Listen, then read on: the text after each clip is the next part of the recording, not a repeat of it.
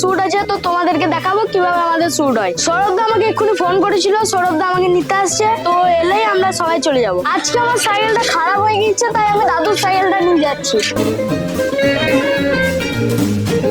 তো সৌরভদা এখন আমাকে নিতে চলে এসছে, এখন আমরা বেরিয়ে যাবো।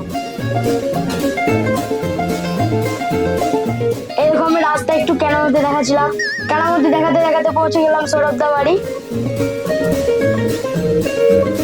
ঘরে ঢুকে দেখি সবাই অলরেডি হাজির।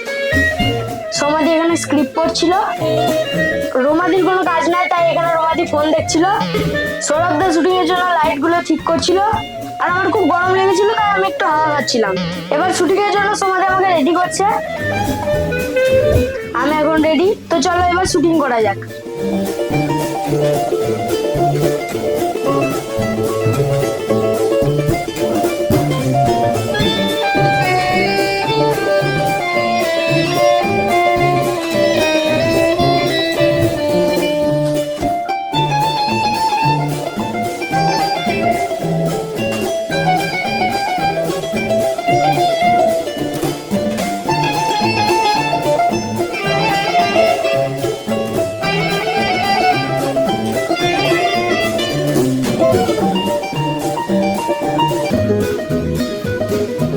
শুটিং এর পর আমরা একটু রেস্ট নিচ্ছিলাম।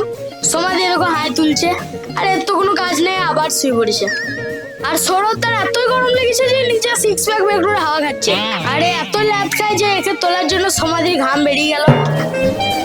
আর শুটিং এর এই অবস্থা দেখো, একটা ডায়লগ বলতে 4 বার হাসছে।